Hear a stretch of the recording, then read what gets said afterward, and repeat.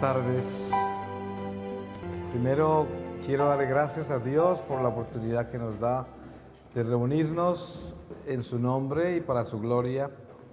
Y voy a pedirle al Señor su palabra para que en esta palabra podamos comenzar esta reflexión sobre el silencio de la cruz.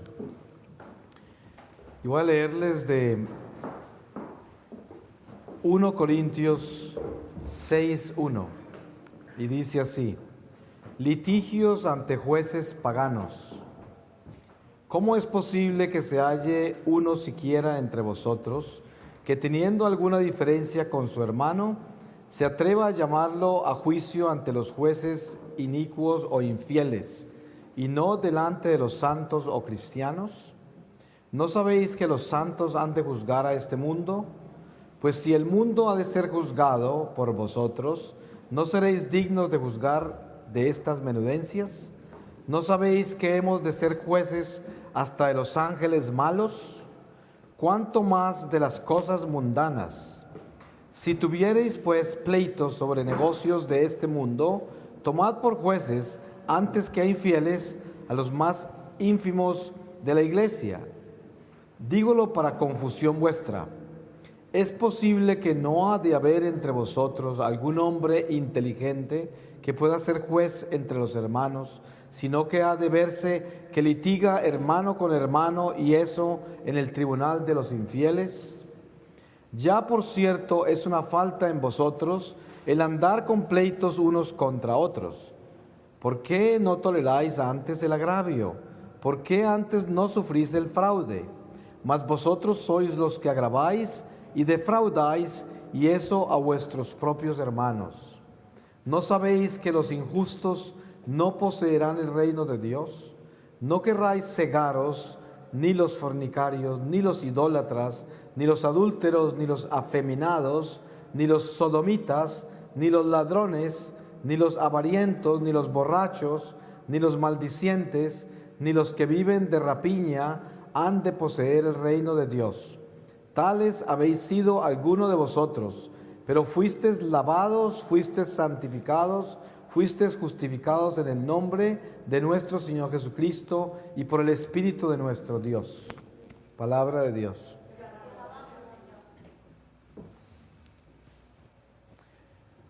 Bueno, hacer una reflexión sobre la cruz es prácticamente decir: yo quiero vivir dentro de mi corazón el verdadero sentido de lo que es mi vida en Dios, mi vida en Cristo.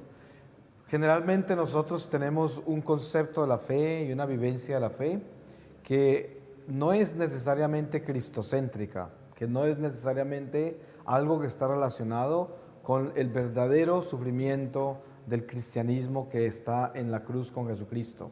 Por eso hoy es tan popular el cristianismo híbrido, el cristianismo mágico. Ustedes han visto que en Estados Unidos fabrican sectas cada segundo una nueva, que son los famosos evangelistas que salen a producir los milagros.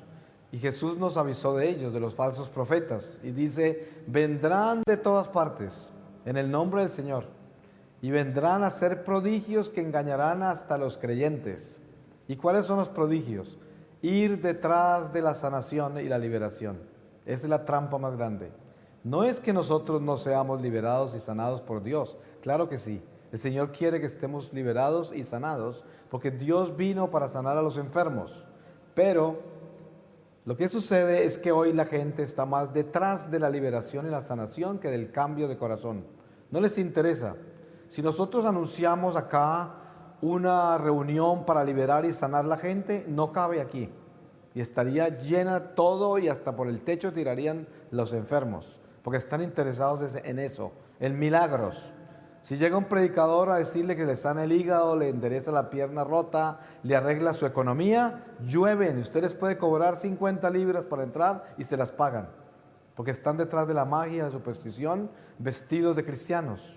Y por eso esa magia cristiana que está fabricada en Norteamérica hoy es la más popular. Usted ve televangelistas que tienen millones de personas, y usted ve qué hacen estos magos. Estos magos están coleccionando dinero para comprar un avión, para comprar 5 mansiones más, y todo lo que hacen es eso. Es un culto al dinero, a la tierra, a las cosas del mundo, pero no a Dios. Pero lo hacen en el nombre del Señor.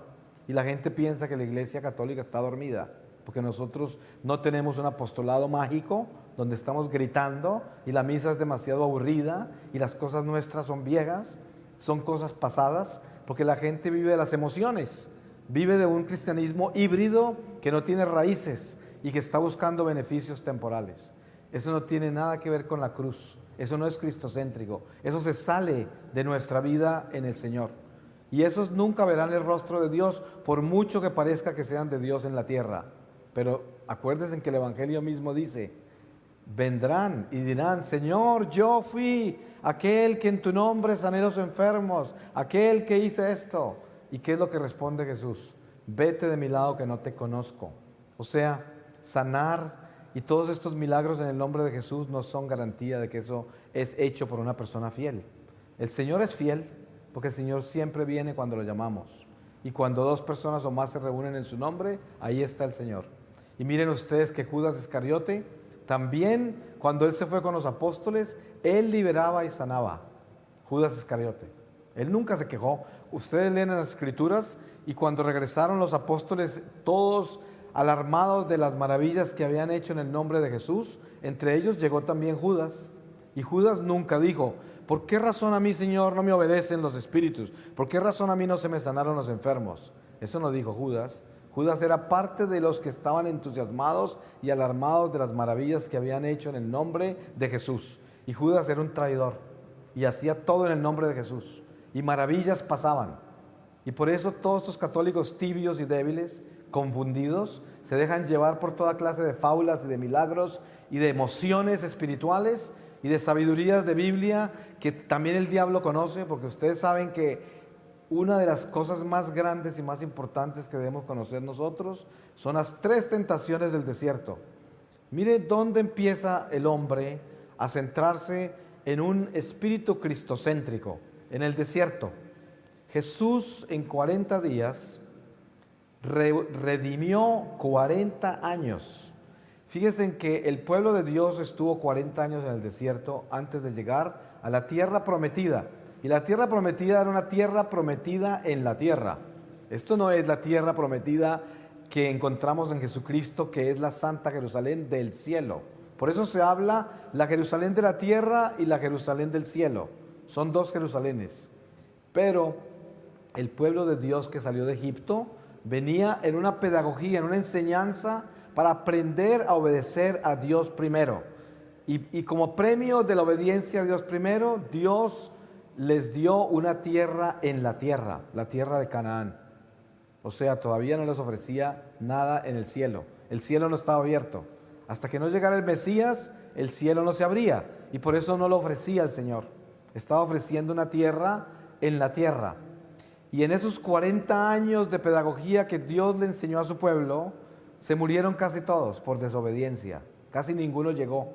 Porque ellos, como vivieron casi 4 siglos en Egipto, estaban totalmente contaminados con el paganismo y cualquier muestra de debilidad en la fe los llevaba otra vez a desobedecerle a Dios y morían.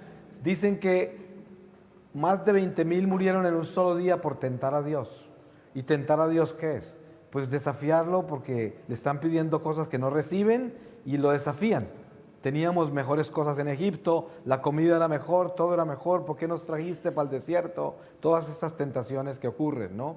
Entonces, cuando nosotros miramos las tentaciones del desierto, vemos a un Jesús que nos muestra al diablo. ¿Ustedes creen que Dios necesita ser tentado? El apóstol Santiago nos explica de que Dios no tienta a nadie ni es tentado por nadie. Porque entonces dice uno, pero ¿cómo así? Si Jesús es Dios, ¿por qué fue tentado en el desierto? Si Él es Dios. Si no tienta a nadie ni es tentado por nadie, entonces se contradijo el apóstol Santiago.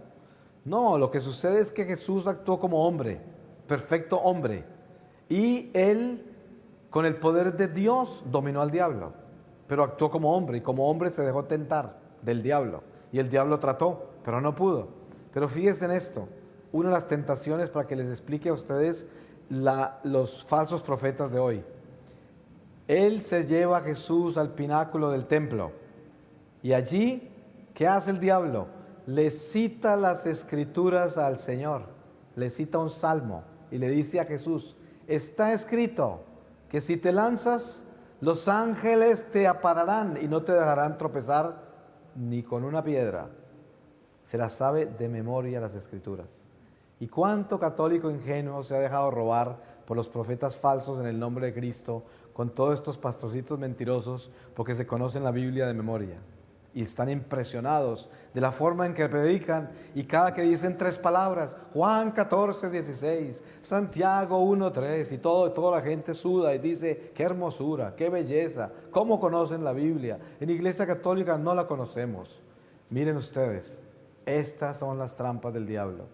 Aquellos pequeños que se dejan impresionar por los circos, por los payasos, por todas estas impresiones en el mundo, son las víctimas de la cruz. ¿Y por qué? Porque no son cristocéntricos, nada menos que por eso.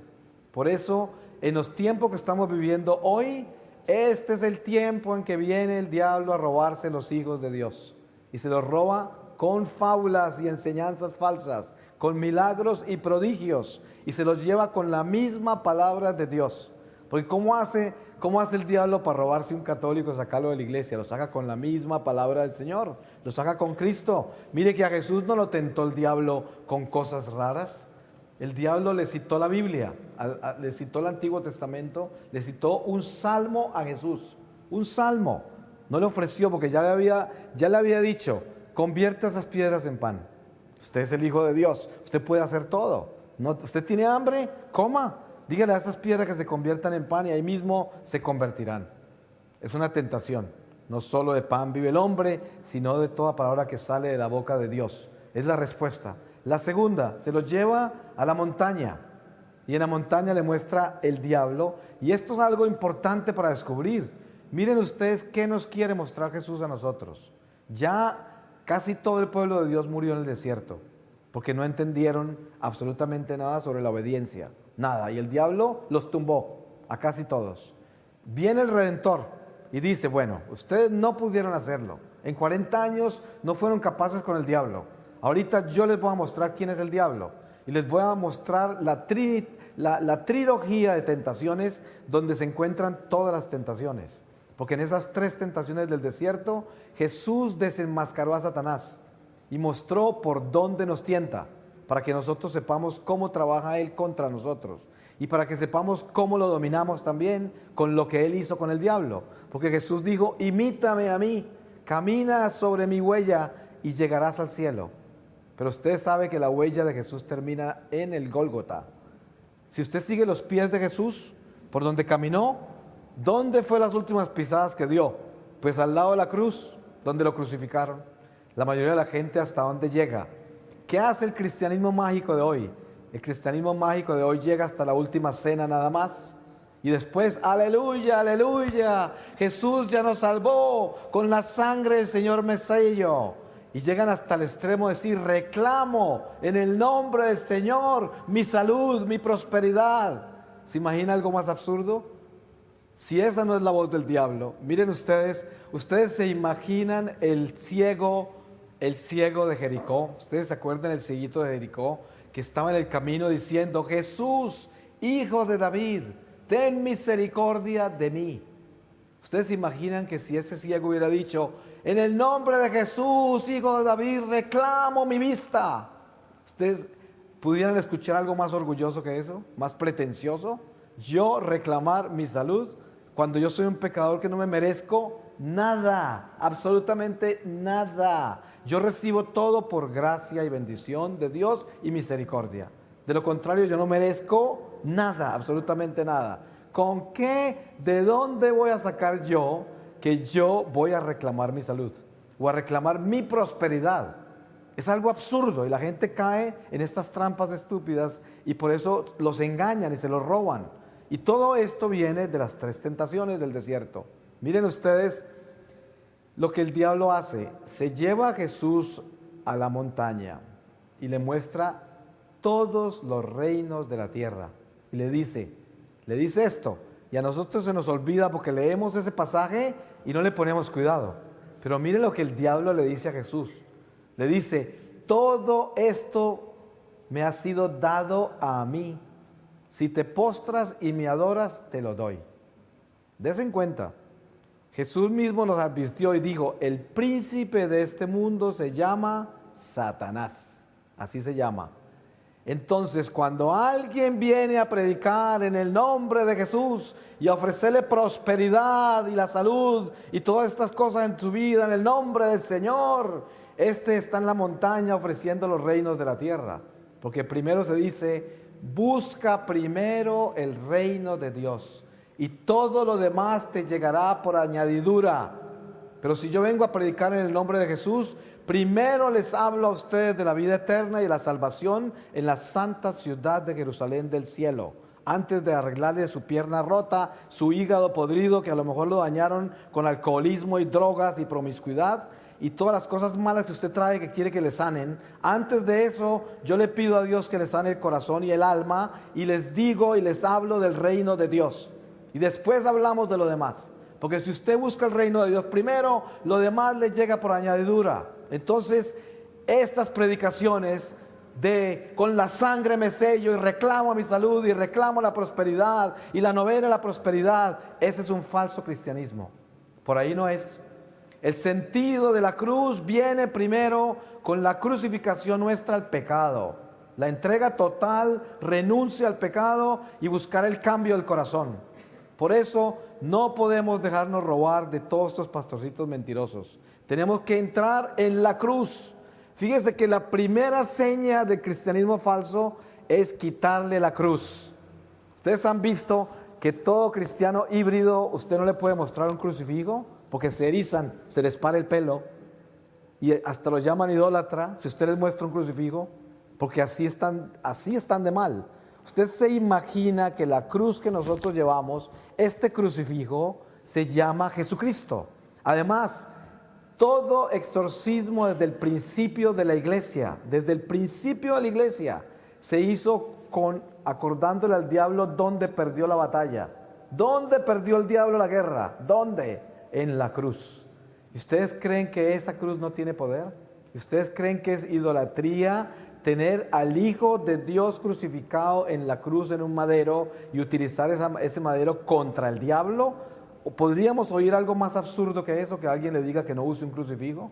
Pues eso no viene de Dios. Tenga la seguridad que no viene de Dios, porque este no es el Antiguo Testamento de las imágenes. Pero hay gente tan torpe que se deja robar la fe diciendo que adoramos imágenes, cuando las imágenes que habla en el Éxodo y se habla en el Antiguo Testamento son las imágenes paganas de Egipto. Cuando salieron de Egipto les decía, no adorarás imágenes, porque esas imágenes están hechas por manos de hombres y representan cosas terrenales y cosas que no son de Dios. Pero nosotros estamos hablando de la imagen de un Dios vivo que se llama Jesucristo, que vivió entre nosotros y que lo vieron nada menos cuando subió al cielo, lo vieron más de 500 personas, dice San Pablo en los Hechos de los Apóstoles. San Lucas nos lo narra, de que San Pablo habla de que más de 500 personas fueron testigos de la ascensión del Señor al cielo. O sea, ¿cuántas personas pudieron describir a Jesús y decir que lo vieron? ¿Y acaso no pueden hacer un retrato de Él? ¿Y acaso no pueden tener una descripción de Él que lo vieron? Es como tener una foto del papá, lo mismo. Entonces, fíjense ustedes en lo importante que es el sentido de la cruz. Cuando yo era niño, y casi todo el que ha nacido como católico, desde bebé, seguramente va a tener la visión de una cruz. En alguna parte de la casa siempre hay un crucifijo colgado. Yo sé hoy, por lo que el Señor me ha mostrado, que cuando era bebé y ya desde la cuna miraba un crucifijo, ya tenía una relación con el crucifijo. En una oportunidad, estando yo de estudiante en el año 70 en Hamburgo, Alemania, estaba en la Universidad de Hamburgo y estudiaba artes. Y tenía un rollo que era como una cortina que me había llevado del lado comunista de Alemania, en Leipzig. Yo fui allá a visitar a una facultad de arte y en el hotel donde estaba me llevé una cortina de esas de no sé qué material será. Y sobre esa cortina comencé a hacer dibujos con tinta por mucho tiempo. Y un día en una clase de arte teníamos que calificarnos entre los estudiantes los trabajos que llevábamos. Y yo abrí el rollo la cortina que ya la había terminado con tinta, y entre eso había mucha simbología cristiana. Yo no era practicante de la fe, yo me había convertido en un pagano y estaba adorando dioses falsos, era hinduista, budista, taoísta, sintoísta, espiritista, todos los istas y ismos posibles, abismo, vivía en el abismo, pero tenía cosas, simbología cristiana, porque todavía tenía pues mi bautismo y el Espíritu Santo se filtraba de vez en cuando en el arte, y habían crucifijos, habían cosas así. Y un hombre, un estudiante que estaba allí, me dijo, ¿esto qué es? Yo le dije, es un crucifijo. Digo, ¿cómo se atreve usted a presentar cosas tan horribles como esa? Dice, yo no entiendo cómo ustedes los cristianos escandalizan a los niños. Yo he visto niños pequeños entrar a una iglesia y les muestran a este hombre ahí crucificado, sangrando. Qué cosa tan horrible, eso es crueldad. ¿Cómo pueden presentarle eso a un niño y escandalizarlo con toda esa violencia? Me dice este hombre que era un hombre ateo, ¿no? Bueno, yo en ese momento no tuve nada que decir porque yo no tenía ni idea cómo defender mi fe, absolutamente nada. Un hombre que estaba ahí, que después descubrí que era luterano, que fue el primer protestante y fue el principio de lo que es la nueva era dentro del cristianismo, porque todo lo que es protestantismo es nueva era en el cristianismo, que es un ataque del diablo para desnutrir la iglesia y quitarle las tradiciones sagradas, las raíces judeocristianas, y quitarle los sacramentos como la Eucaristía, la confesión, y desnutrir la fe y dejarlo colgando en la palabra del Señor. O sea, es un verbo que no se hace carne, sino un verbo que queda, o sea, le hace un trabajo tan impresionantemente perfecto para robar toda la esencia y la fortaleza de todas las tradiciones sagradas. Y ese es Martín Lutero, ¿no? Entonces, este luterano, que es una iglesia muy común en Alemania, porque ahí empezó, y ahí en el norte de Alemania especialmente, entonces este hombre habló de lo horrible que era tener una cruz y el crucifijo y todo eso. Yo tampoco entendí que era un luterano ni que era un protestante, no sabía. Tenía 21 años y yo me había ido de la iglesia desde los 14 años y perseguía a los cristianos. O sea, ¿qué me iba a importar? Años después, cuando me convertí, ya estoy hablando de 20 años después, o 26 años después, yo creo, estaba en una reunión yo con unas personas y había una reunión ecuménica. Había gente de otras denominaciones cristianas y muchas de estas personas que pertenecen a otros cultos cristianos son gente muy querida y muy amable y no persiguen la iglesia. Porque lo más normal de lo que el diablo hace con el cristianismo híbrido es que persiguen la madre iglesia, la odian. Primero persiguen la mamá de Jesús, que es lo más absurdo del mundo, perseguir la madre del Señor. O sea, ya de por sí esa es una señal de que estamos mal, horrible, porque cualquiera que persiga a la mamá de Jesús está en mucho problema, ¿no? Y segundo, después, todas las tradiciones sagradas. Entonces, tuvimos esta conversación y a mí me tocó responder por las imágenes. Todo este cuento, las imágenes que se lo inventó Lutero.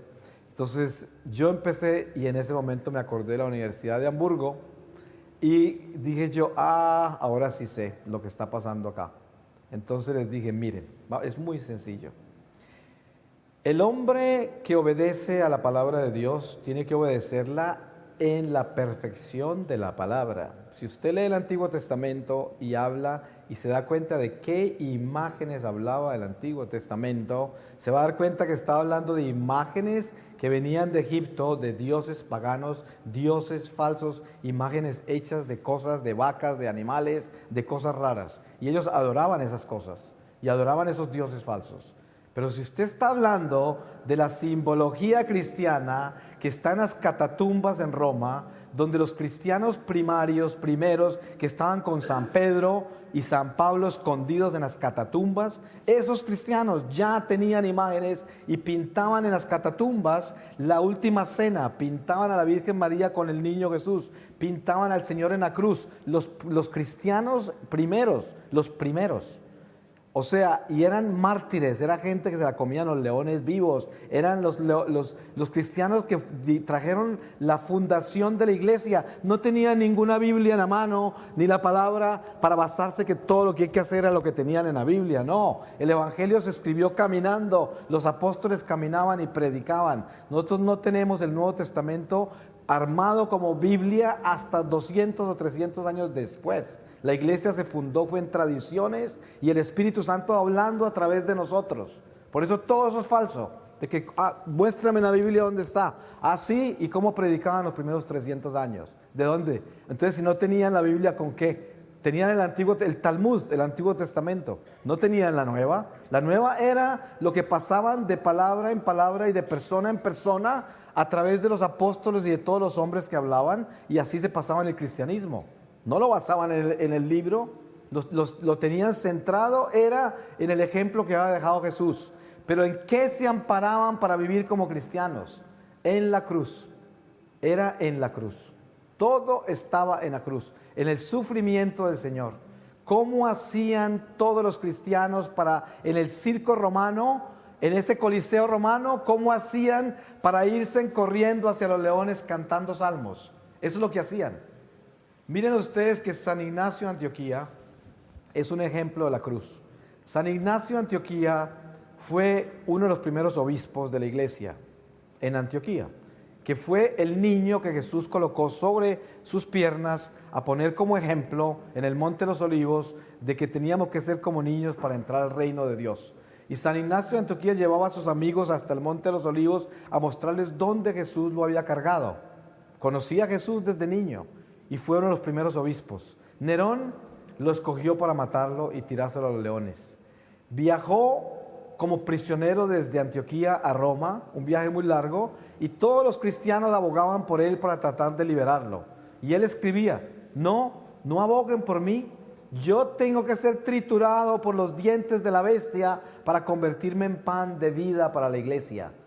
Y así fue. Cuando él llegó al circo, al Coliseo romano, vestido de obispo, salió corriendo hacia los leones cantando, y se lo devoraron los leones.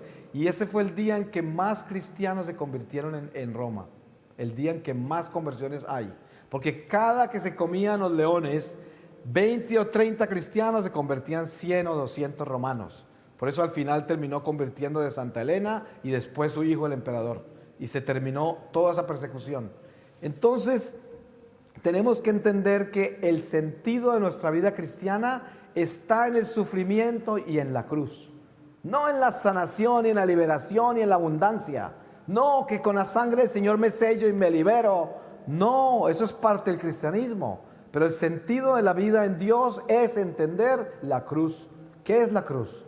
La cruz es poder yo asimilar esta vida terrenal con la conciencia de que si yo estoy en gracia de Dios, todo lo que ocurre en mi vida es voluntad divina.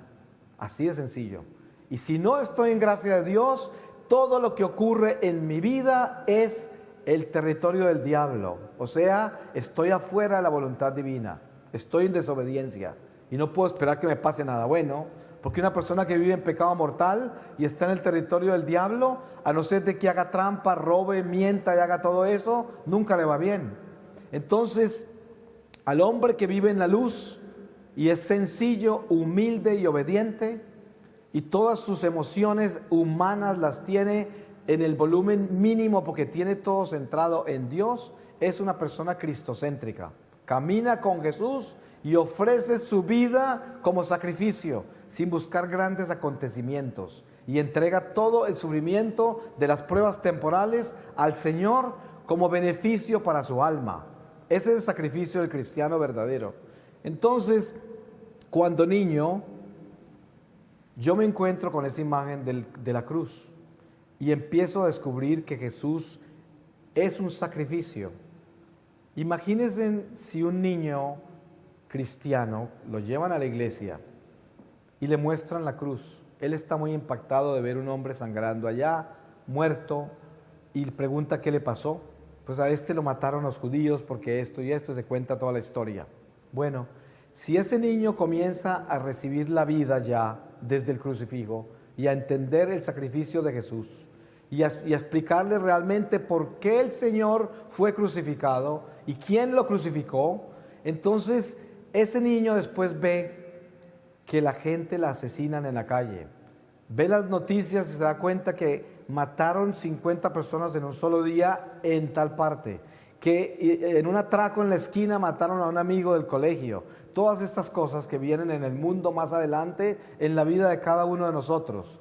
La vida en Cristo y el conocimiento verdadero de la crucifixión del Señor nos da a nosotros la posibilidad de sanar nuestro encuentro con el mundo. Porque encontramos en la cruz el sacrificio vivo de un hombre inocente que muere por nuestros pecados. Si esto se presenta con claridad y con santidad a un niño desde pequeño y se le explica que ese crucificado, esa cruz, es el resultado de Dios hecho hombre que se entrega por nosotros, más adelante esa persona místicamente asimila el dolor de la violencia que hay del pecado en la humanidad. Y en Cristo la sana. Porque por eso dice el Señor, los que estén cansados que vengan a mí, los que estén atribulados que vengan a mí, tráigame en su cansancio, tráigame en su desconsuelo, tráigame en su miedo, tráigame en su depresión, su angustia, su desesperación, sus dudas, su resentimiento, todos los vacíos, la indiferencia, tráigame en todo eso a los pies de la cruz, porque aquí es donde se sana, a los pies de la Santa Cruz. Para eso tenemos que aprender a acostarnos sobre ese madero. ¿Y cómo hacemos para acostarnos sobre ese madero? Primero tenemos que construir el madero. ¿Y cómo se construye el madero de la cruz? Entendiendo de que la vida del cristiano no es buscar las comodidades y el triunfo del mundo temporal, sino precisamente entregar y sacrificar el mundo temporal para conseguir la vida eterna. Por eso el Señor dice, el que busca ganarse esta vida la pierde. Y es muy sencillo la explicación. Yo no quiero decir con esto de que una persona tiene que irse a vivir en una cueva y renunciar a todas las cosas del mundo para poder ser de Cristo. Eso no es así, porque Dios a cada uno de nosotros nos confía una misión diferente y cada uno de nosotros nacimos con una misión diferente, un plan perfecto de Dios, porque Dios tiene un plan. Dios tiene un plan perfecto con nosotros. Si nosotros somos obedientes a Dios, caminamos sobre un plan perfecto. Acuérdense en que Jesús vino. Y cuando Jesús estaba en las bodas de Canaán, la Virgen le pidió un favor y le dijo, se acabó el vino. Y el Señor dijo, ¿y qué? Pues si todavía no es mi tiempo, mujer, no es mi hora. Y fíjense que todo estaba calculado, había una hora para todo, un momento para todo, todo tenía que hacerse cuando debía ser. Y Jesús siempre hablaba, ya llega la hora y el Hijo del Hombre va a ser crucificado, va a ser elevado. Y él hablaba de que ya viene la hora, ya llega el momento. Luego explicó, cuando hablaba de los finales de los tiempos, decía, el tiempo y la hora solo lo conoce el Padre, pero los señales para esos tiempos son estas y estas. Y nos explicó cuáles eran las señales. La gran apostasía, todas estas cosas que vienen. Por eso decía él, ¿habrá fe cuando yo regrese? ¿Habrá fe entre los hombres? Y bueno, todas estas cosas nos muestran a nosotros que Dios tiene un plan. San Pablo dice, hasta que el número de gentiles no se complete, de que entren a la gloria de Dios, no comenzará a entrar de nuevo el pueblo escogido de Jerusalén, que son los judíos. Los judíos fueron sacados de la gracia porque ellos negaron al Mesías. Y por eso entramos nosotros, todos que estamos aquí presentes, que somos injertados en el árbol de la vida eterna, en el cuerpo místico de Jesús, a través de la gracia que le dio a los gentiles, que somos nosotros. La gente se confunde porque dicen, es como injusto que tan solo un número se pueda salvar y los otros entonces nacieron para condenarse. Pero eso no es lo que quiere decir. Como algunos, yo conozco unas sectas americanas cristianas que hablan de los 144,000 y hablan de que solo esos 144,000 fueron escogidos ya con nombre propio y todo, y esos son los únicos que entran al cielo. Imagínese usted hasta dónde podrá usted perder la gracia de la interpretación de las Escrituras. Además tienen un video del rapto. Se sabe, las Escrituras nunca hablan de raptos de ninguna clase, pero ellos lo llaman un rapto porque dicen cuando dos están moliendo, uno se va, otro se queda, y todo, y hacen una película en que llegan y se levantan a la gente, se las llevan, los otros quedan abajo, ahí, llévame, llévame, quedan abandonados en la tierra, algo totalmente ridículo. Y la gente se cree esas cosas, fábulas completas, que no existe eso. La Biblia habla de un lenguaje espiritual, es un lenguaje espiritual y no tiene nada que ver con cosas físicas de esa torpeza. Pero miren, este es el sentido de lo que estamos hablando aquí. Viene el Señor y nos entrega a nosotros este sentido de la vida. La vida en Cristo nuestro Señor está descansando en ese sentido vivo del Calvario. Usted como cristiano tiene que entender que usted va caminando con el Señor en cada día de su vida y el Señor lo va llevando por dentro de un sacrificio vivo en el cual usted tiene que entregar todas esas cosas que tanto lo apasionan en el mundo material y entregárselas al Señor a su voluntad para poder entender qué es el Calvario, para poder entender cómo llegar a la cruz. Desen cuenta ustedes que se habla de que cuando Jesús ascendió al cielo, Jesús les ordenó a los apóstoles y a las mujeres de Jerusalén que se fueran para el cuarto de arriba. Y acuérdense que el cuarto de arriba, que fue el mismo cuarto donde se hizo la última cena, parece ser que era el cuarto del papá de dos de los apóstoles, porque eso es lo que dice el Santo Padre. Escribió un libro que se llama Jesús de Nazaret, y ahí yo no sé cuántos de ustedes lo habrán leído, pero él es una persona de unos dones y una sabiduría increíble, nuestro Santo Padre Benedicto XVI, y él hace toda una reflexión sobre esa parte del cuarto de arriba. Miren ustedes que en ese cuarto de arriba se viven cosas muy importantes con relación a la cruz, y es la Virgen María con los apóstoles y las otras mujeres santas que eran María Magdalena, María de Alfeo, todas estas mujeres, una mujer que se había convertido, que era esposa de un romano muy importante, y todas estas mujeres que andaban con Jesús, que fueron las que estuvieron al pie de la cruz con el Señor, estaban reunidas todas en ese cuarto de arriba por 9 días para que el Espíritu Santo viniera. Miren cómo se realiza el principio real de la iglesia. El principio real de la iglesia comienza en una novena, en 9 días. Nadie sabía cuánto se iba a demorar el Paráclito para llegar. Se demoró 9 días. Primero, Jesús en 40 días repara 40 años cuando está en el desierto 40 días sin comer. Y él solo asumió al diablo y lo derrotó para nosotros. Y todo el que imite a Jesús en las tentaciones del desierto es capaz de superar al diablo durante esta vida terrenal, si usted le pone cuidado a esas 3 tentaciones.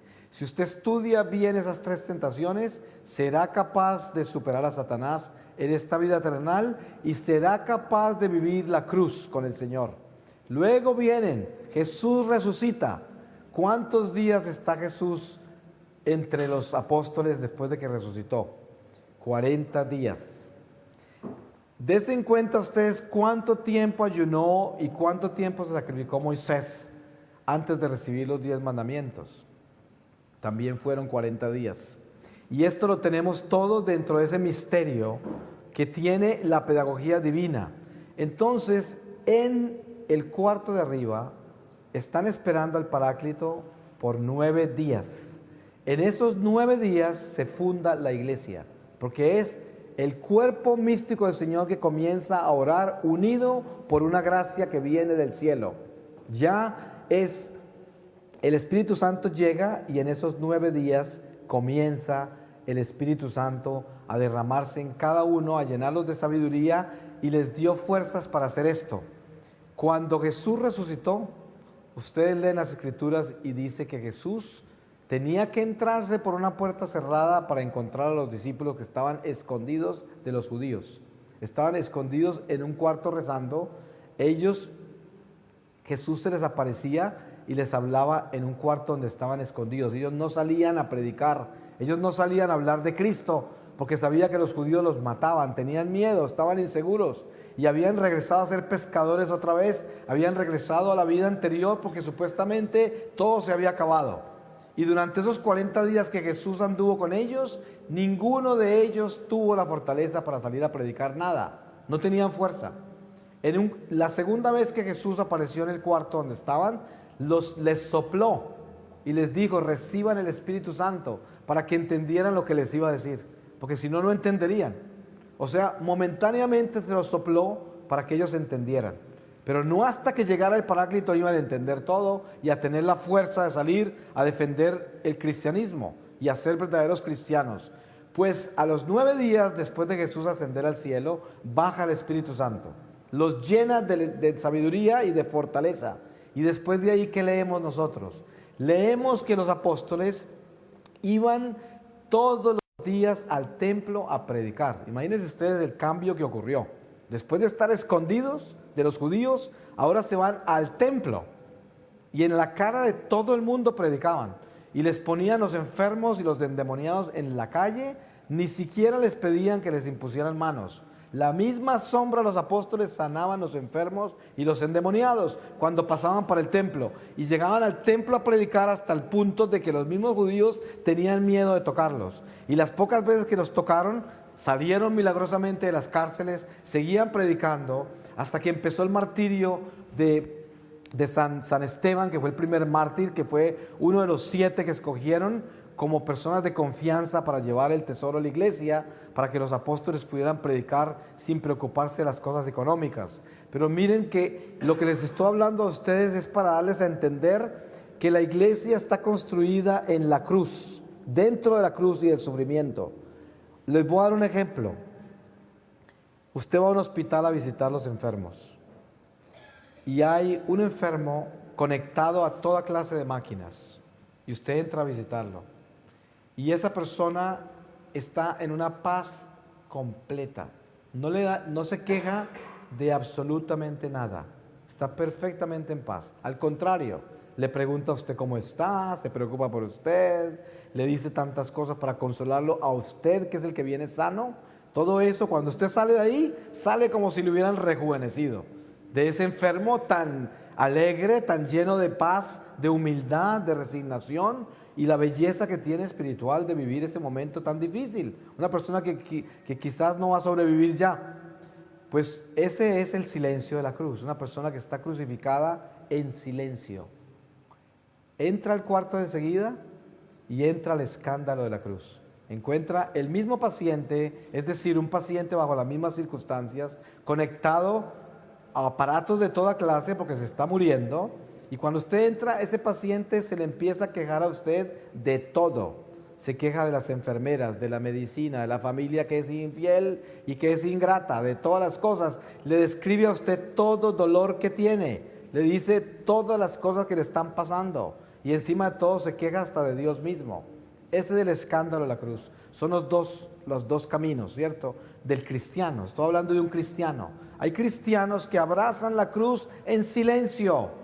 Y antes de pedirle a Dios que les cambie las cosas, que les sane la herida, que les dé más dinero, que les ayude con esto, antes de todo eso, simplemente reconocen ante el Señor que son pecadores y no se merecen nada. Y al final dicen, y si tú quieres, Señor, sáname. Y si tú quieres, Señor, pues arréglame tanto problema que tengo. Pero antes de eso, primero dice, soy pecador. Yo me he causado todos los problemas que tengo en mi vida. Es por mi culpa, no por la culpa de nadie. Todo lo que yo sufro, me lo he causado yo, Señor. Ten misericordia de este pecador para que cambie mi corazón y me haga bueno y pueda abrazar la cruz con cariño, con humildad y resignación.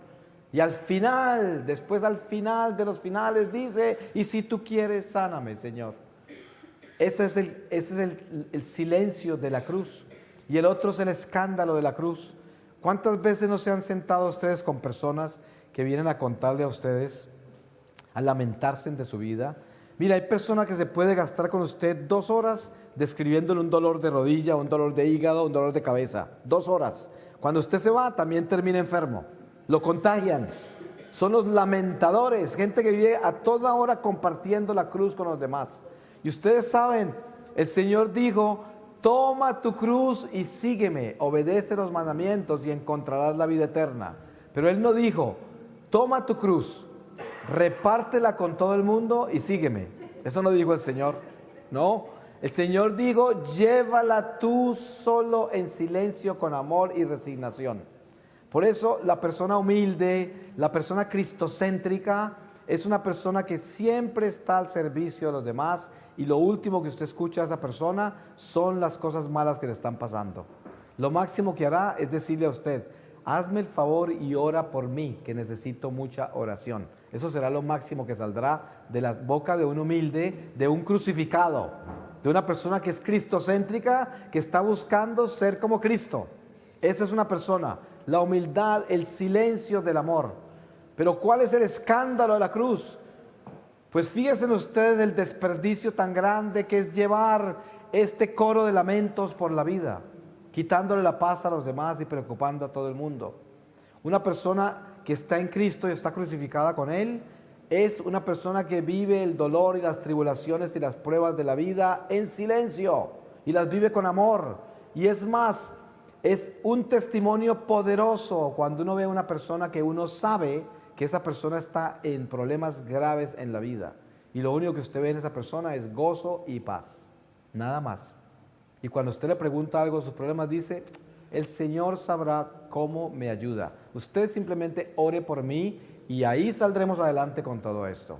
Esa es la santidad y esa es la cristificación nuestra. Fíjense ustedes que si nosotros no nos volvemos como Cristos, no entraremos al reino del Señor. No entraremos, porque tenemos que ser como Cristo. Pero para ser cristocéntricos tenemos que aprender a acostarnos sobre el madero de la cruz. ¿Y cómo nos acostamos sobre el madero de la cruz? Pues miren, a nosotros nos humillan, a nosotros nos calumnian, a nosotros nos persiguen, a nosotros nos hacen cosas horribles. La mayoría de las veces que nos hacen esas cosas no las merecemos, la gran mayoría. Otras veces somos inocentes, eso no tiene nada que ver. Pero ¿cuál es el sentido de la cruz? Cuando a usted lo calumnien, cuando a usted lo persigan, cuando a usted lo desprecien, lo humillen, lo ignoren, le obstaculicen su camino, todo eso, ese es el momento de la cruz. Es cuando usted se arrodilla y le dice, Señor, me merezco cosas peores. Gracias, Señor, por la oportunidad de hacerme más humilde. ¿Esto es fácil? No, no es fácil, porque va contra nuestra naturaleza humana. Pero ¿es este el camino? Sí es el camino. ¿Pero queremos seguirlo nosotros voluntariamente? No. Tenemos que pedirle la gracia al Señor. Solo Dios puede darnos la gracia de cristificarnos. Pero si nosotros sabemos que ese es el camino, entonces Dios nos provee la fortaleza para seguir ese camino. Y no es fácil morir a sí mismo. No es fácil.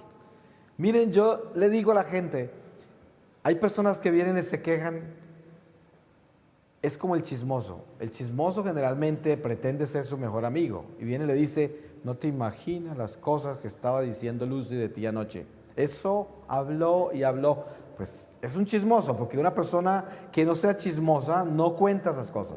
Simplemente ora y le pide al Señor que le cambie la boca a Lucy, ¿cierto? Y el corazón a Lucy. Pero el chismoso viene y le cuenta a usted porque saca placer en eso. Fíjese que es un morbo. Esa persona viene y dice lo que dijo Lucy de ti. Oh, es porque eso le produce porque se da cuenta que viene a preocupar a esa persona y a decirle todo eso. Y hay un placer demoníaco en esas cosas. Es satánico totalmente, ¿no? Totalmente satánico. ¿Y cómo se derrota ese demonio? Muy sencillo. Uno contesta, no te han dicho ni siquiera el mínimo de lo malo que yo soy. Yo soy mucho peor de lo que dicen. Con eso los tumba al diablo, porque el diablo venía a atormentarlo a usted, a quitarle la paz, a que usted pelee con Lucy, a que la ataque, a que se defienda atacando y desacreditando al otro. Eso es lo que el diablo busca. Pero ¿qué hace usted si se crucifica? ¿Cómo se crucifica?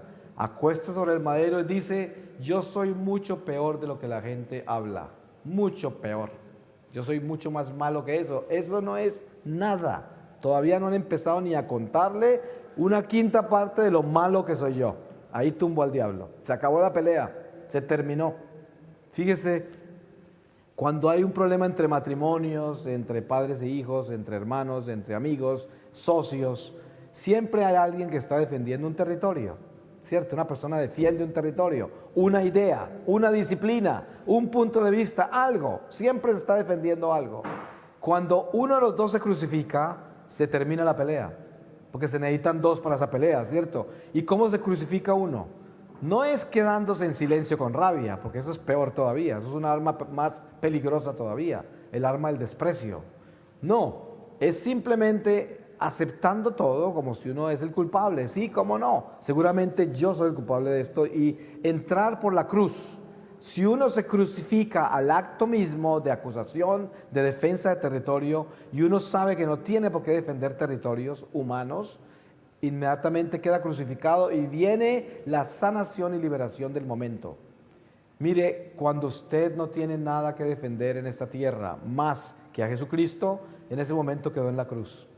Porque si usted lo único que quiere hacer en esta vida es defender a Jesús, entonces ya se crucificó. Porque usted no tiene nada que defender de usted mismo. Nada, absolutamente nada. Pero si usted defiende a Cristo, ya defendió lo único que tiene que defender. Porque nosotros somos miseria y pecado. ¿Qué podremos defender de nosotros mismos? Si alguien viene y me acusa a mí de ladrón, mentiroso, todo esto, digo, está correcto, seguramente que en mí hay un inmenso ladrón. Si yo tuviera la oportunidad de robarme un banco entero, seguramente me lo robaría. En mí seguramente hay el mentiroso más grande. Si tuviera la oportunidad de decir la mentira más grande, seguramente que la diría y aceptar toda esa miseria, porque toda esa miseria está en nosotros. Entonces, ¿qué hay por defender allí? Nada, no hay nada por defender en territorios humanos. Si te acusan de lo que te acusen, bien, está bien. En mí hay un potencial para hacer cosas horribles. Entonces, ¿qué hay de nuevo si todos somos malos? Por eso Jesús le dijo a aquel hombre rico, joven del Evangelio, que le dice, Señor bueno. Y Jesús lo paró ahí mismo, le dijo, ¿por qué me llamas bueno? Si el único bueno es el Padre que está en el cielo. Así lo dijo, el único bueno. Y él estaba actuando como ser humano, porque él era Dios mismo, pero él nos estaba enseñando cómo ser un ser humano, cómo ser un ser humano perfecto. Por eso hay gente que entra, se renueva en la fe y regresa a la iglesia.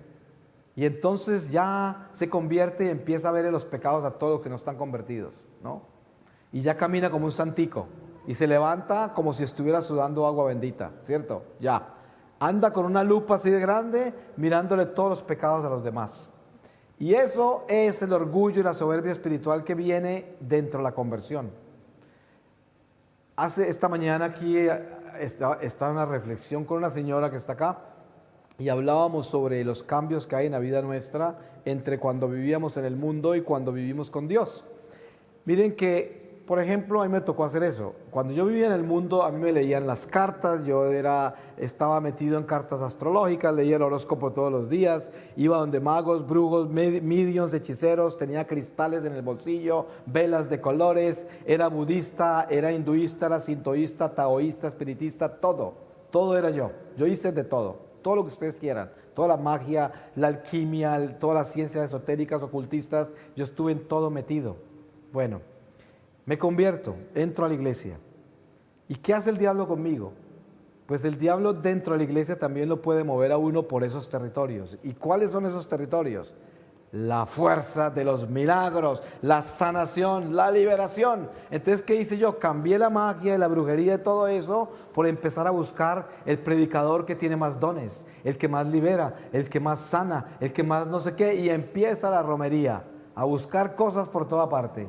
Y seguí igual, o sea, cambié toda la magia del mundo y de la hechicería por los poderes. Entonces me convertí en el mago Simón del Acto de los Apóstoles, de los Actos de los Apóstoles, que está buscando los poderes de Jesús y buscando a ver quién le impone manos para que le pase dones, quién le impone manos para que le sane las cosas podridas, todo eso, a ver qué pasa. La misma superstición, la misma novelería, la misma curiosidad.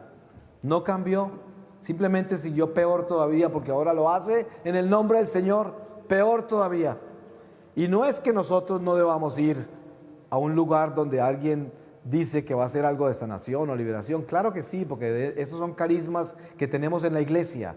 Pero lo importante es saber uno qué está haciendo con su vida. Si yo voy a un lugar donde hay un predicador que me va a decir que me va a sanar y que va a pedirle al Señor sanación para todos, claro, porque eso se puede hacer. Si un predicador dedica todo su ministerio a pedirle al Señor que sane a los enfermos, claro, ese es un ministerio y es un carisma. Pero si yo como fiel vengo a esa reunión, porque lo único que yo busco es sanación y liberación, pero no busco cambio de mi corazón, ni busco acabar con mi novelería, con mi curiosidad y con mi romería de estar de lado a lado buscando a ver dónde hay más carismas y más poderes y más unción, entonces esas son las cosas que tenemos que mirar, porque para poder estar crucificado, tengo que estar en la humildad. Y la humildad es la sencillez, y la sencillez es la pequeñez, y la sencillez es reconocernos como pecadores y darnos cuenta que aquel que no está con Dios es enemigo de Dios. Tan sencillo como eso. Cuando usted sabe que una persona está en pecado mortal, esa persona es un enemigo del Señor, no es amigo de Dios. Y como es enemigo del Señor, usted tiene que estar atento a todo lo que esa persona dice, a todo lo que esa persona piensa, a todo lo que le dice. Tiene que tener compasión con esa persona y caridad, porque Jesús vino por los enfermos. Entonces nosotros tenemos que amar a aquel que no se ha arrepentido y que sigue en pecado mortal, pero no podemos imitarlo.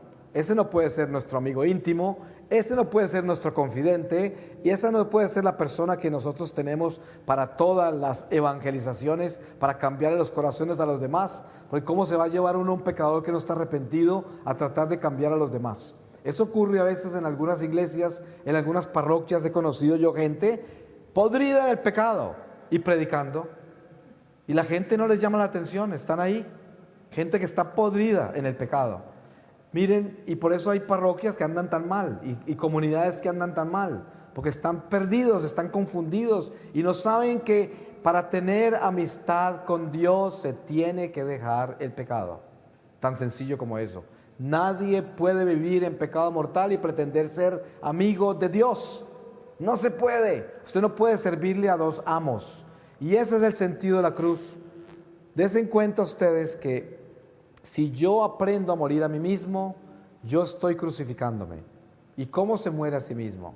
Ustedes saben que el mundo nos predica a nosotros todo lo contrario a morir a sí mismo. La trinidad de la filosofía del diablo es autoestima, pensamiento positivo y realización personal. Y dense en cuenta ustedes que todas las técnicas de control mental, todas las filosofías paganas orientales predican la realización personal, el pensamiento positivo y el autoestima. Y dense en cuenta ustedes la contradicción que es con el cristianismo.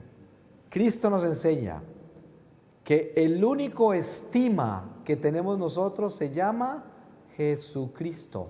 Por lo tanto, nosotros no tenemos autoestima, sino Cristo estima. Y mire lo astuto que es Satanás. Cuando una persona es una persona tímida, que es una persona que no se expresa bien, es una persona llena de miedos, una persona llena de inseguridad, le dicen, tiene muy bajito la autoestima. Entonces, ¿qué hacen? Le aumentan su ego, lo elevan como persona para que se exprese con seguridad. Entonces le hacen creer que por sí misma esa persona se puede superar y entonces puede alcanzar todas las metas, porque después le meten el ingrediente del pensamiento positivo, ¿cierto? Y después de que tiene autoestima y pensamiento positivo, entonces ya le dicen, ahora tienes que realizarte como persona, tienes que buscar la realización personal. Y entonces vienen todas las técnicas y el curso de milagros, y viene el poder y el secreto y todas las cosas que vienen que le venden a la gente hoy. El eneagrama, todas las maquinitas que vienen de las cosas, el reiki, todas las cosas que vienen del paganismo. Y esto complementa absolutamente toda esta magia. Y miren ustedes qué sucede con eso. Nadie, por mucho que trate, podrá conseguir absolutamente nada por pensamiento positivo. Porque si usted realmente pertenece a Dios, sabe que la misma palabra muy claramente nos enseña que nada se mueve sin la voluntad de Dios. Nada, absolutamente, ni siquiera la hoja de un árbol se mueve sin la voluntad de Dios. ¿Usted cree que usted puede mover alguna cosa por pensamiento positivo? Nada. Usted puede sentarse aquí a pensar positivamente 20 años y si el Señor no quiere, nunca lo va a conseguir. Entonces, eso no existe, son ilusiones del diablo. Lo que sucede es esto: cuando una persona se engrana en ese tipo de camino, se salió del camino de Dios y el diablo empieza a proveerle cosas para que usted piense que le están funcionando las cosas de acuerdo a su propia autoestima, realización personal y pensamiento positivo. Entonces, por pensamiento positivo no se consigue nada. Todo se consigue por gracia, gracia. Nosotros tampoco tenemos suerte. Ustedes han visto, hay católicos que le dicen al otro que tenga suerte, como si fueran tahúres, como si fueran jugadores, como si vivieran de la suerte y del azar. Nosotros no vivimos de la suerte. Por eso entre nosotros decimos que Dios te bendiga, que Dios te acompañe, que tengas la gracia del Señor, que en el camino tuyo hayan bendiciones, pero no suerte. Nosotros no vivimos de la suerte. Nosotros no tenemos la vida en el azar, jugándonos como con dados la vida, como se jugaron la ropa del Señor. No, vivimos de la gracia. Por eso tenemos que corregirnos, porque muchas veces tenemos lenguajes de paganos, y con esos mismos lenguajes de paganos nos maldecimos nosotros mismos, y maldecimos a la familia, y a los amigos, y a todo el mundo, porque usamos términos absurdos, irresponsables, que salen de nuestra boca sin ninguna cultura, sin ninguna educación, sin ningún discernimiento, sin absolutamente ninguna pedagogía espiritual. Y todo eso tenemos que corregirlo. Todo lo que sale de nuestra boca está en la contabilidad divina, y por eso tenemos que ser responsables de todo lo que hablamos. Mire, no hay algo más espantoso que una persona que tenga un vocabulario soez, una persona vulgar, esa persona que tiene palabras sucias y horribles. Usted nunca podrá confiar en una persona así, tenga la seguridad. Por mucho que la vea arrodillada en el templo, por mucha caridad que vea que haga, por mucho que parece ser una persona que tiene esas vulgaridades en el corazón, tiene el corazón podrido, muy sencillo. Eso es muy claro, lo que sale de nuestra boca es lo que habita en nuestro corazón, y eso está escrito así. Entonces, si nuestros días están contados, si hasta nuestros cabellos están contados, entonces, ¿de dónde vamos a sacar que pensamiento positivo nos puede traer algo? Y lo otro es la realización personal. Miren ustedes, San Pablo dice, ya no soy yo el que vive, sino Cristo el que vive en mí. San Juan Bautista dice, yo tengo que disminuir para que Él crezca. Y el Señor nos dice, tienen que hacerse como niños para entrar al reino de Dios. Entonces, esas enseñanzas son ¿qué? Disminuirme, no realizarme como persona. Tengo que morir a sí mismo. Está hasta convencido que es de mejor familia que otros. Ustedes seguramente han conocido personas así. Piensan que son de mejor raza, mejor nacionalidad, mejor apellido, son más distinguidos, más inteligentes, más bonitos. Si de pronto tienen algo de dinero, peor. O sea, son gente totalmente torpe. Están totalmente enceguecidos por el diablo y se volvieron como retardados espirituales, ¿no? Y caminan así, se sienten diferentes, caminan diferente a los demás, ocupan altísimo espacio, porque son muy importantes, muy distinguidos. Y fuera de eso se ofenden con todo. Una persona esa usted la puede ofender y decepcionar en un segundo, porque siempre tiene las más grandes expectativas de todo el mundo. Entonces, cuando usted habla con una persona orgullosa, siempre está hablando de lo que le hicieron los demás, las cosas que le hicieron. Y siempre está hablando, poniendo a todo el mundo por debajo, porque esa es la forma en que se mantiene por encima. Ese es el orgulloso, es un torpe, una persona totalmente perdida espiritualmente. Nunca, un orgulloso nunca jamás verá el rostro del Señor, nunca. Mire, el ejercicio más importante de su vida es este. Mire alrededor, mire a cada una de las personas que están acá y haga este ejercicio todos los días por donde pase. Y asegúrese que usted es capaz de amar y perdonarle los defectos y las cosas que no le gustan a toda la gente que usted encuentra. Si usted no empieza a hacer ese ejercicio desde ahora, primero, nunca se va a espiritualizar. Usted nunca va a ser una persona espiritual. Tal vez será religiosa. Hay mucha gente que es religiosa. Hay gente que reza todo el día. Hay gente que se conoce todos los místicos de la iglesia. Es teólogo. Conoce todo lo que usted quiera. Está en todas las cosas de la iglesia en primera fila. Hacen tanto en la iglesia, pero no son espirituales. Nunca han crecido espiritualmente. Porque para nacer al Espíritu, tengo que nacer al amor de Dios. Y para nacer al amor de Dios, tiene que ser un amor incondicional, en el cual yo soy el último y el menos importante. Y tengo un espíritu de servicio incondicional, en el cual siempre estoy sirviendo. Miren que las personas que no tienen el amor de Dios, quedan agotadas con ayudar a una persona. Agotadas. Quedan sudando, agotadas, con ir a hacer una vueltica para ayudarle a un enfermo, ayudarle a un amigo, hacer algo por alguien. Y por eso es que la psicología hoy es tan famosa y tan popular. Porque la gente va cansada, donde el psiquiatra, el psicólogo, a decirle, ¿qué hago? Y él que dice, sepárate de ese hombre, no te hace sino sufrir, no te aguantes más abusos y más cosas, el Señor te creó para hacerte feliz. Bueno, pues miren, ese cansancio viene del desamor. Cuando nosotros no amamos, nos cansamos, con todo. Nos cansamos con el trabajo porque no amamos el trabajo. Nos cansamos cocinando porque no amamos el trabajo para alimentarnos nosotros mismos. Nos cansamos con la gente que no nos produce nada. Si una persona llega, esa persona no me produce dinero, ni placer físico, ni intelectual, ni ocupa una parte importante de mi vida, me cansa en un segundo. No veo la hora que se vaya. Y si me llama, no le contesto el teléfono, porque no me produce nada, porque no tengo amor por la gente, solamente tengo intereses, nada más. Y por eso las amistades mías van cambiando todo el tiempo, porque las cambio como objetos de acuerdo a la necesidad. Y voy cambiando así como cambiándome de ropa, porque soy una persona que no tiene ningún sentido de la cruz. Y es todo acerca de mí, mi realización personal. Yo tengo que realizarme como persona y alcanzar mis metas. Y por eso lo más importante es las metas que me fijé y lo que yo quiero conquistar. Y las personas que estén como obstáculo en mi camino, para afuera con ellos. No los necesito en mi camino porque me lo atajan. Y así es. Entonces esto no tiene nada que ver con la cruz. Para terminar, porque este tema no termina nunca, esto podríamos hablarlo por siglos y no terminaría nunca, porque no es nada menos que la cruz, que es eterna, que tiene un sentido que no termina nunca. Pero podríamos decir esto: si yo soy de Cristo, yo tengo que hacer un ejercicio espiritual muy grande. A mí, en enero que estuve en la renovación carismática aquí en Londres, en una conferencia predicando, una señora al final de la conferencia me preguntó, ¿cuál es el mejor retiro en que usted ha estado predicando? Y yo le dije, el mejor retiro en que yo he estado es un funeral, un entierro. Ese es el mejor retiro espiritual. No hay un retiro espiritual más poderoso que un entierro. Y ojalá que sea de un pariente suyo, una persona que usted quiera harto. Ese es el retiro espiritual más poderoso de todos, porque es la pura realidad viva del espíritu.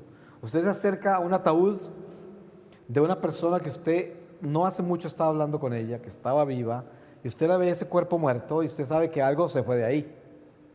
Hasta el punto que usted hasta mira de reojo por el lado, a ver si está parada por ahí, porque usted sabe que el alma se fue, el alma salió de ese cuerpo, y usted como buen cristiano que sabe que no se murió, que esa alma siguió, ¿cierto? Y usted parece que sintiera que está por ahí parada mirándola a usted, ¿no? Hasta el punto que muchas veces uno se atreve, y es algo bueno, hablar con esa persona, dice cualquier cosa que pueda decir, bueno.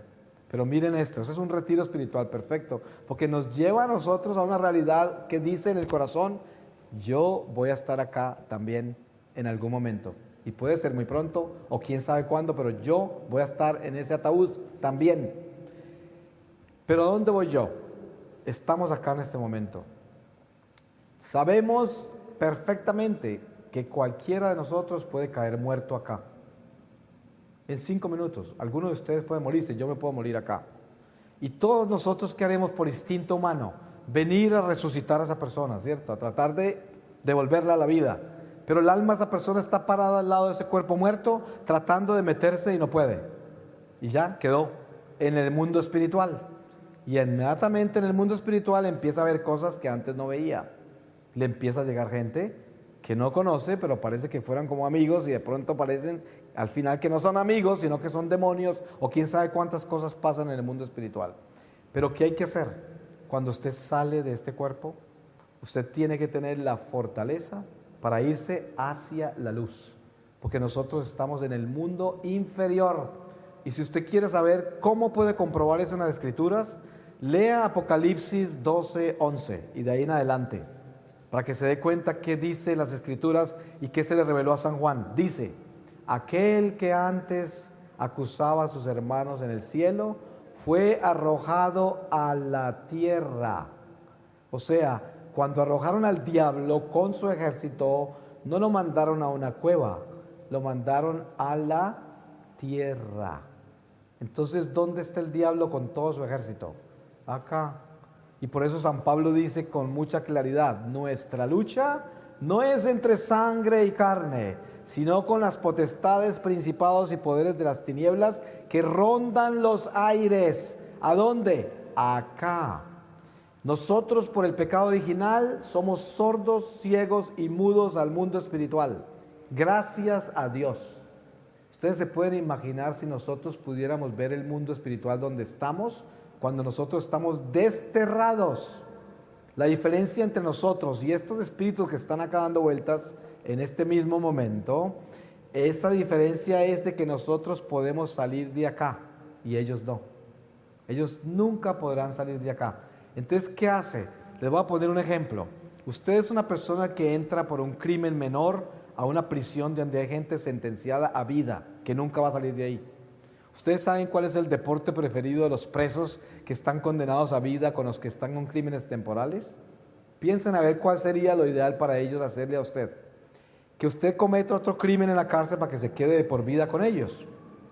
Eso es lo que hacen los criminales sentenciados a vida con los presos temporales. Pues mire, nosotros somos prisioneros temporales. Y todo lo que buscan las tinieblas es que usted nunca salga de acá.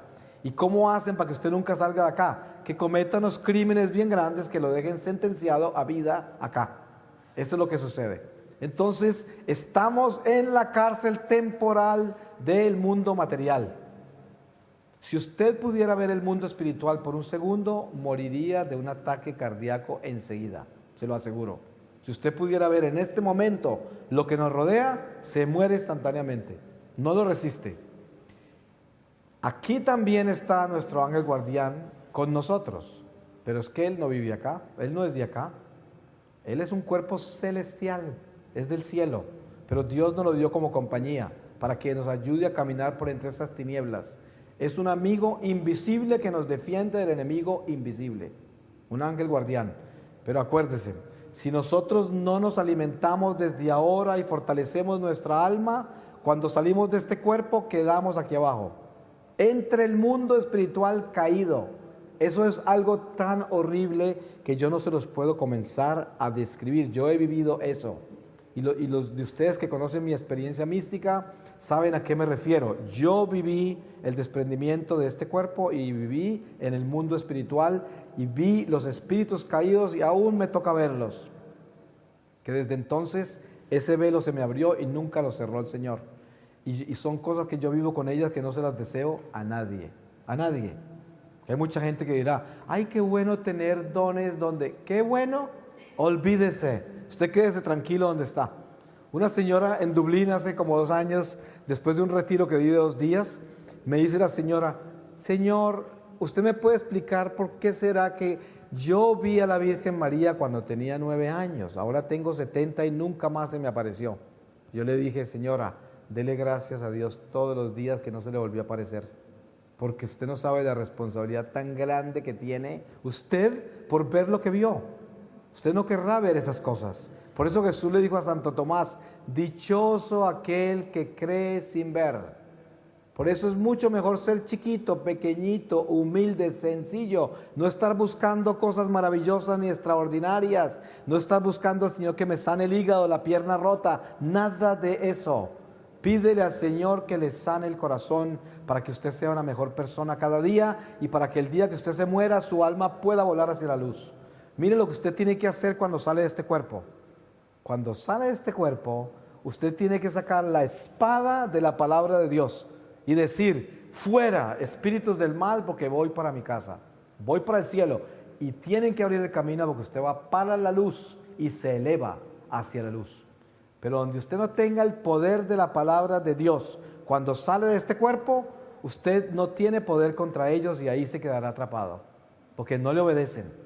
Entonces, ¿cómo hacen para obedecerle a usted los espíritus de la oscuridad?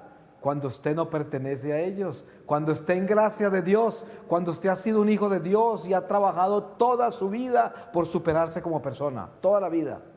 Durante la vida terrenal no seremos capaces de superar todos nuestros defectos, ¿o no? Porque el Señor nos purifica a nosotros también con el dolor que nos causan nuestros defectos y nuestras debilidades. Ustedes saben que Moisés era tartamudo y el Señor no lo curó. Él puso a su hermano Aarón a que hablara por él. Imagínense, un profeta de ese tamaño. San Pablo dijo que tenía un aguijón en la carne. Él no describió qué era, pero dijo que le pidió al Señor 3 veces que lo curara, y el Señor no lo curó para hacerlo humilde, para que no se sintiera el superapóstol, para que tuviera caridad con los demás. O sea que muchas veces nosotros sufrimos defectos y debilidades grandes que nos atormentan porque no las queremos en nuestra vida, pero con eso nos santificamos y nos purificamos. Al final de esta vida, si uno sinceramente renunció a esa debilidad, la odió, la despreció, la confesó todo el tiempo, estuvo pidiéndole, implorándole al Señor que me ayude a superar esta maldad que vive en mí, al final de la vida el Señor se lo lleva para la luz, porque sabe que todo lo que usted quería era ser bueno y superar sus males y superar sus defectos. Y el Señor le da el premio de completarlo al final de esta vida. Eso se llama redención. Jesús nos completa, pero al final, no ahora. Entonces, por esa razón, piense usted, si usted muriera en este momento, ¿usted cree que su alma puede volar hacia la luz? ¿Usted tiene autoridad para decirle a las tinieblas, fuera de acá? Piense en eso. Si usted no la tiene, prepárese, porque usted puede morir hoy. ¿Quién le dijo a usted que no se podía morir esta tarde? Claro que sí. Miren, a mí me ha tocado ver almas atormentadas en los dolores más horribles en el purgatorio acá en la tierra, porque el purgatorio es aquí mismo, y no pueden salir de acá, no tienen fuerza, no tienen luz, no tienen fuerza para salir, y se salvaron, no se condenaron, pero no pueden moverse, y se les va a tomar mucho tiempo para moverse. Eso no se lo deseo a ninguno de ustedes, porque yo lo he vivido y lo he visto, se los comparto, y no es una historia que yo me inventé. ¿Ustedes creen que voy a venir aquí a contarles una fábula para que me acabe después de condenar y me lleven para los mismos infiernos por venir a decirles mentiras a ustedes y tratar de asustarlos o de hacer quién sabe qué, hacerme popular entre ustedes? Dios no lo permita. Yo vengo acá a testificarles la verdad y el Señor sabe que les estoy diciendo la verdad. Esto es lo que hay que hacer. Tenemos que preparar nuestra alma y fortalecerla para que al salir de esta vida podamos volar hacia la luz. Esta vida se puede terminar en un instante, y usted queda en el mundo espiritual y no hay regreso. Usted va a tratar de meterse a ese cuerpo, se le empieza a podrir. Desde que usted sale, el cuerpo empieza a descomponerse ya, y al alma le toca sufrir un cuerpo que se está descomponiendo y un alma que no está lista para estar en el mundo espiritual. Miren ustedes lo que hace el diablo. Para terminar esta reflexión, concluyo así: nosotros tenemos un número exacto de días en la tierra. Y el diablo sabe que nuestro tiempo es limitado. Él no sabe cuántos días tenemos, solamente Dios sabe. Nosotros tampoco sabemos. Nadie puede darnos un minuto más de vida de la vida que Dios nos dio. Nadie. Cuando usted ve a un enfermo en un hospital conectado a la más sofisticada tecnología, no le dé gracias a la ciencia humana, porque esa persona está viva todavía. Si Dios no quiere, se muere. Lo que pasa es que esa persona, Dios le está dando una forma de continuar los días que tiene que vivir en la tierra conectada a esos aparatos, porque seguramente la salud la acabó por sus propios errores, o quién sabe cómo. No tenía por qué estar conectada ahí. Pero mire qué hace el diablo. Nosotros no podemos darnos un día más de vida, pero sí podemos disminuir la vida que Dios nos dio con el pecado. Entonces el diablo es un experto en robarnos la vida temporal, porque él sabe que si él nos quita el tiempo que Dios nos dio en esta carne, cuando nuestra alma sale del cuerpo es prematura, débil y no tiene fuerza para salir de las manos de él, y queda atrapada en el mundo espiritual. Entonces eso es lo que más trabaja el diablo: robarle su salud física temporal para que usted salga prematuro. Ustedes han visto una mujer embarazada, sabe que ese bebé debe tener una gestación de 9 meses, y toda madre ora para que eso se cumpla, porque sabe que si ese bebé sale antes, no va a salir lo suficientemente fuerte para defenderse, y a lo mejor hasta se muere. Entonces toda madre que está esperando un bebé espera que se cumpla el ciclo de gestación para que el bebé salga sano. Y durante esa gestación, una madre buena se preocupa de alimentar a ese bebé bien, de cuidarse de todo, de lo que piensa, de lo que siente, de descansar bien, de todo eso se cuida una mujer embarazada que es buena. Eso es lo que debemos hacer nosotros con el alma. El alma es como un bebé y nosotros estamos en esa preñez, estamos esperando. Tenemos un bebé que va a nacer al mundo espiritual. Pues asegúrese que ese bebé salga con fuerza de su vientre, porque cuando salga ese bebé ya no tiene cómo regresarse al vientre, ya salió.